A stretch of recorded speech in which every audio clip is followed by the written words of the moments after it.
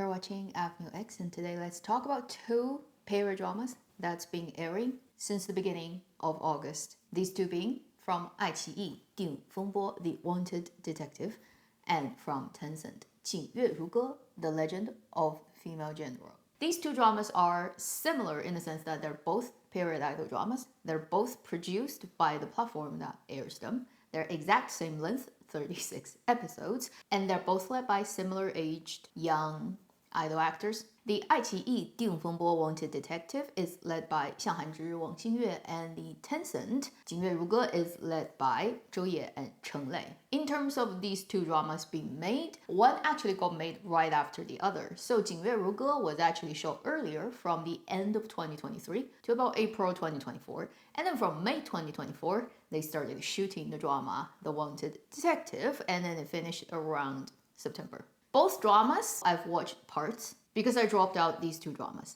at different stages. If you want to ask me, do I recommend either of the drama to anyone? I would say no. For the rest of this video, I'm just trying to convince myself that that is the right conclusion. As for these two dramas, if you have to make me compare, pick one between the two, then I'd rather take 定风波 The Wanted Detective. Now, divide and conquer. Let's first talk about 定风波 since it was aired earlier than 锦月如歌 and I've watched more episodes. This is a detective story.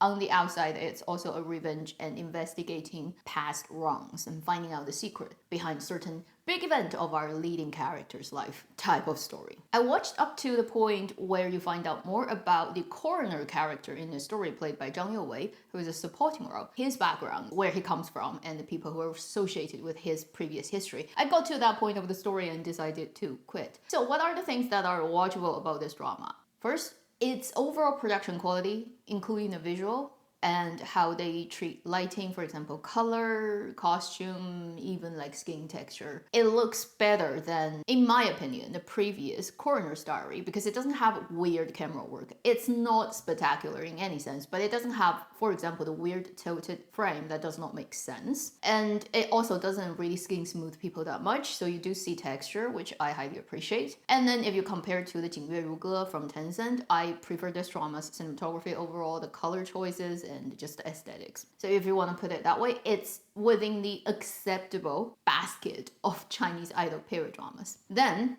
it is not absolutely ridiculous and stupid. Like the heavily industrialized sweetener-scented 锦月如歌 next door, where the main character's relationship is completely unbelievable and written by a 3-year-old. In comparison, you arrive at the conclusion that the leading characters' relationships and basically them as individual people are a little bit more matured and making sense than the other drama. But if you compare to better written stuff, it is still nothing to brag about. And those are probably the only good thing I can think of. The rest of this drama is extremely bland and unengaging. So what do I mean by that? Number one, I've watched Xiang Hanzhi, this actress, in period dramas previously and contemporary dramas. I do think she suits contemporary dramas a lot more. She's got a drama with Wang Aiyu, she's got a drama with Yang Xuwen. In those two dramas, I felt better watching her performance. Although it's not like great, it is acceptable. Whereas when I see her, whether it was the previous one that came out this year, seems to have done a little bit sort of noise with Deng Wei, the period drama, where she plays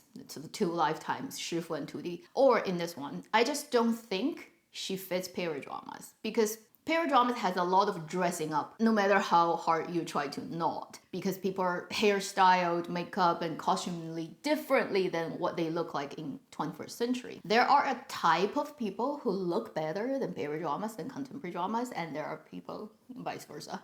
She happens to be the kind of people who look better in contemporary dramas, and it's easily relatable, her characters, because she overall vibes very contemporary. When she ends up in this period drama, particularly this is a period drama where almost any of her feminine quality gets muted because she actually works in a man's profession. So she mostly is dressed like a man and then not really putting on that much makeup. She just looks in a way too plain for a leading female character. For an idol drama has its peculiar kind of, you need a particular type of people to make it work. Often I watch her and I'm like, I know she's the female lead, but I almost like don't notice her when there's a group of people in the shot. She disappears even compared to a lot of other supporting actresses or extras. It's just not a suitable type of actress for this type of definitively leading character period idol drama. Second, for the male lead, Wang Xingyue, he's been in many other things, sometimes leading actor, sometimes supporting, sort of a second male lead. Again, I don't have a huge problem with him. I don't think he's the best idol actor out there, but he definitely is not the worst right now. I think in this drama, mostly the problem comes with, first, the actor is very self-aware that he's the leading character. Second is, on the script level, this character is being written as an unbelievable, way too saint-like character. Very early on in the story, you see him being a very kind of hot-headed but talented detective, although talented with quotation mark, because script level, that's not good writing. It actually does not make sense in a lot of things, how he breaks the case, for example. But let's say,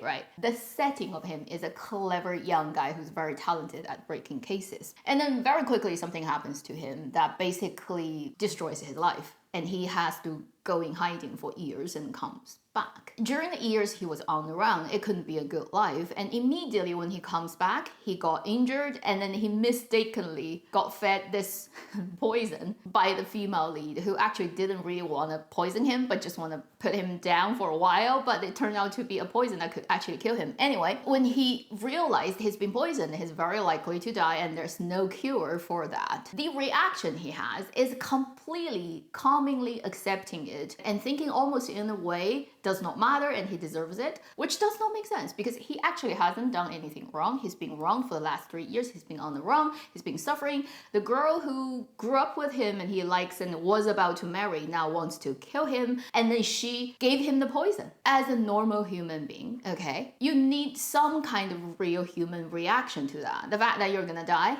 okay, and then it's just such misfortune that this is happening. Some level of frustration, anger, human emotion, can we just get any? This character is being written on script level as somebody who is like, I just accept it. I deserve it. You don't. You haven't done anything wrong. You don't deserve that, okay?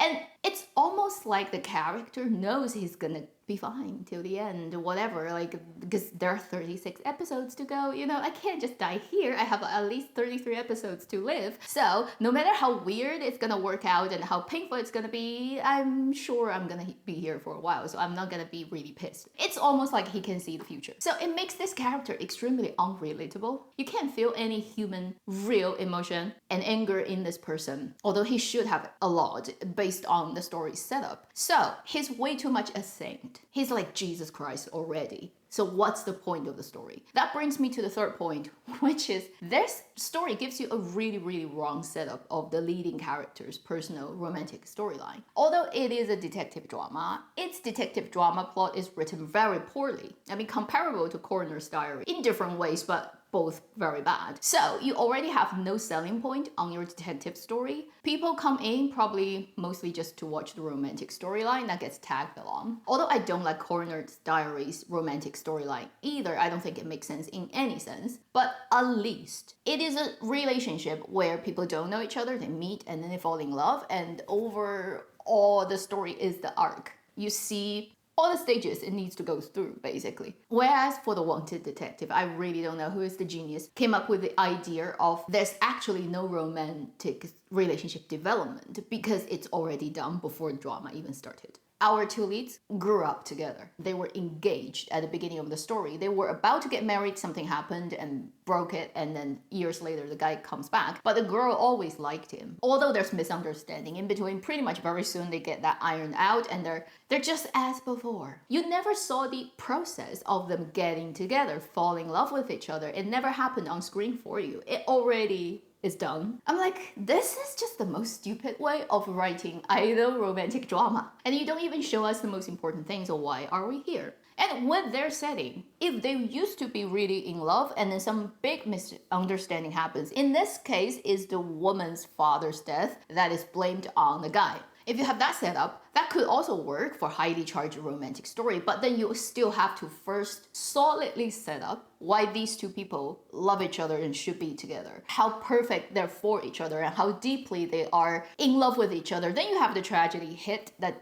destroys that, and then they get an opportunity, second chance to build it back up. That could work, but you have to give me basically the groundwork for the later tragedy and then reunion to happen, right? You don't have the beginning, then everything that happens later is like, who cares? Nobody knows. Like audiences, we don't know what happened to these two people. So we can't just start the story halfway and thinking it's all gonna work. It does not work like that.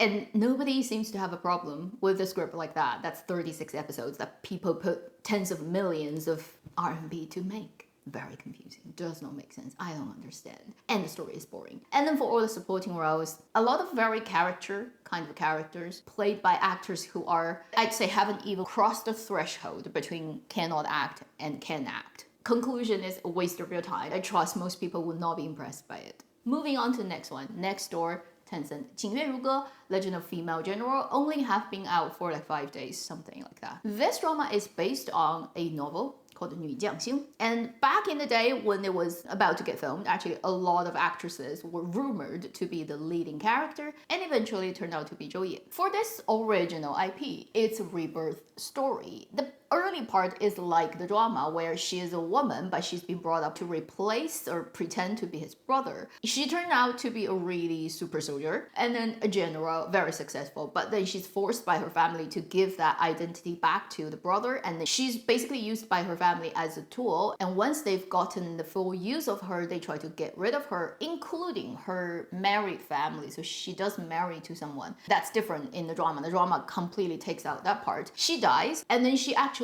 reincarnated and into a different body with a different identity, but she remembers everything. So her life is basically the second life is the major story where she does revenge. She remembered all the training she's got previous life. She started to build that up from ground zero again. Also, her reincarnation is a very normal poor family, whereas she used to belong to a different class. So all the resources she used to have in her previous life is gone. She has to figure out a way to build that up by herself. Drama version, when they adapted, they couldn't do the reincarnation. I don't know, like censorship kind of doesn't allow you. Weird, it's China. She is still her. She basically dies and got saved by her 师傅, and then she decides to revenge. Yeah, so they changed that. But that comes with a lot of narrative problems. This adaptation, the biggest problem is it changed the core of the story. The original story is about this woman who doesn't give up. And even when she gets reincarnated and having this completely unfavored starting point, again, she can struggle all the way to achieve what she wants to achieve. You can say it's a big female lead character story. Whereas this one, so far as I've seen, I think I've watched like 6-7 episodes of 请月如歌. This is just a very, very cheap tropey. Take a famous IP, we think we cast two kind of relatively popular actors to lead it, and we give audiences what we think they want, which is continuously, ridiculously not making sense, artificial sweetener, tropey, romantic, stupid scenes that everybody has seen a million times.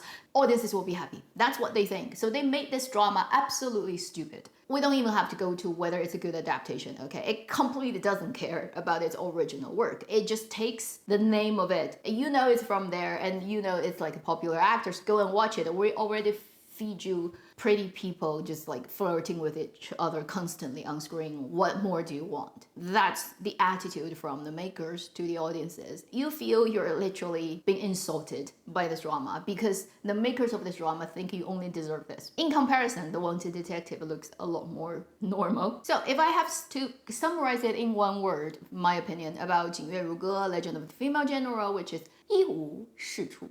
Not even having one thing that I can say that is good. If I have to somehow force a good, which is not the drama's good, Zhou Ye is a pretty person. And she actually, just face-wise, you can say she can look like a pretty boy, very young pretty boy. That's it. That's like the only right thing about this drama. Everything else, like including the rest of her body, does not actually work for a girl pretending to be a guy who lives in the soldiers camp and nobody discovers you're a woman apart from the male lead, because you watch the drama, you understand it does not make sense anyway. So that's the only 是. Everything is 不是. Everything is not working, not making sense. On the drama making level, the first episode should have already warned you about how bad it's gonna be because it's the most irresponsible, lazy way of making the first episode I've seen in quite a long time. Between scene and scene, there's no connection. You don't know where you are, time-wise, character-wise, you have no build up about anything. Boom, one scene happens, boom, next thing happens, and boom, next thing happens. In between, there might be 10 years. Some epic event might have happened. You have no idea. And they don't bother to explain that too. It looks like a very short reel drama that got cut together. The first episode is like 8 episodes of short reel, boom, boom, boom, boom, boom, and they don't connect, you don't know. Even within one scene, like she gets poisoned by her family and then she goes blind, right? How she got poisoned? They literally didn't even show you. They just show you a close-up of a cup, slow motion dropping on the floor. And before that, it's not that. After that, it's not that. It's just one shot. And supposedly that means she got poisoned. And it rushes so much of her first lifetime, what she's achieved, and then how she got wronged by her family, and then she kind of got killed and got rescued and started her second life. They cram all that in one episode. You barely figure out who is who, and the story already rushes ahead. Even when you look at within that episode, the things don't make sense. For example, they found Bai Shu, the actor, to play her brother, who she pretended to be for the earlier part of her life until the guy comes back. She switches her identity, and then everything she's earned as a general in the army with her own female body in the camp for years fighting, she has to give that to this guy. And this guy takes it over as his own, pretend to be basically his sister. And nobody actually found anything wrong with that. She wore a mask all her life. Nobody knows what she looks like. But nothing else changed. Her voice is still the same voice. She speaks not with a pretended voice. Whenever, at any time in the story, your build, your height, the width of your body, your back, right? It's still recognizable. If somebody has been living with you for a long time, they don't have to look at your face. They just take a glimpse and they know it's you because it's your human body. Like 3D, there's like recognizable features of a person's look, not just on the face. The actor Bai Shu is taller, bigger than Zhou Ye. Although he's not a very tall guy, among actors, he's still bigger clearly than Zhou Ye, everything considered, okay? Yet, he took over her identity, wears her mask, goes into the court, speaks with his voice, which completely sounds different from her voice, looking completely different size-wise, height-wise, yet nobody recognized that. Even male lead. Supposedly, male lead studied with female lead for years in the same school. They were classmates, only that she's wearing a mask, but you've heard her, you've seen her body, right? You know how big she is and what she's like. Now, a guy comes over who looks completely different voice, different size, yet this guy is completely blind. I mean, at that point of the story, I think you can already quit because it does not respect audiences' basic intelligence. Yes, every drama has a level of make-believe, like a dream within a dream would rant when people go to sleep. They don't take off their makeup or take off their hairpin, which can actually kill them if they have rough sex. But that is within the accepted tradition for things to look nice on camera and also not getting into too much details and dragging out, right? We need to finish this thing in 2 seconds. We cannot have 20 seconds explaining hairpin. That makes sense, but this is insulting. Think back in the days of 一寸相思 that drama, where the female lead for the early part, she pretends to be a guy. Like there's prosthetics on her face to make her look more like a guy. And she actually looks convincingly like a little-sized guy. You almost don't recognize this is a woman until later she shows up and takes off all the prosthetics and you see it's actually a woman. As a drama where you have a person who's a woman but who successfully climbed the military ladder to a point and fight in wars and nobody actually ever questioned her, you have to put effort to make we see that even though it's not 100% convincing, it could sell in drama land, in imaginary space. Not like this, not like Zhou Ye just looking like Zhou Ye, yet everybody thinks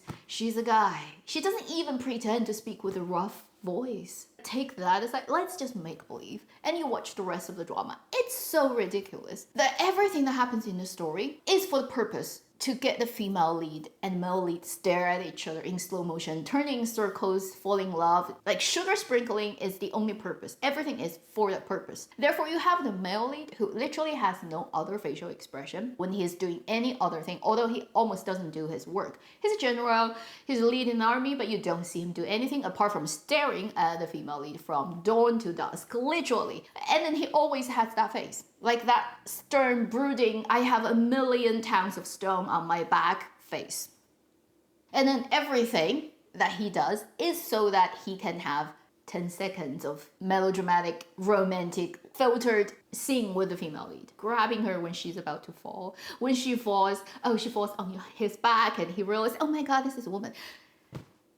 You know, like the nerves on his back is more sensitive than everything he has in his brain. Because apparently he couldn't tell this is a woman and this is actually your classmate. You've known her for years. You just can't recognize that she is her. And also you can't recognize her brother pretending to be her is her brother. And yet, the girl fainted on his back. And that second her body hits his back, he's like, a woman. Can't watch it. Sorry. I think at the end of the day, this drama, the only value that's going to come out of it is it's going to have a couple of clips of Zhou Ye dressed pretty nicely as a man, quotation mark, like a gongzi, you know, swinging her sword, looking really pretty, and you can put it in mixed cut in the future. Time will prove me right. If anything of this drama gets kept, left, remembered in the vast junkyard of cyber and digital junk of the world in the visual media category, it's gonna be a couple of great shots of her.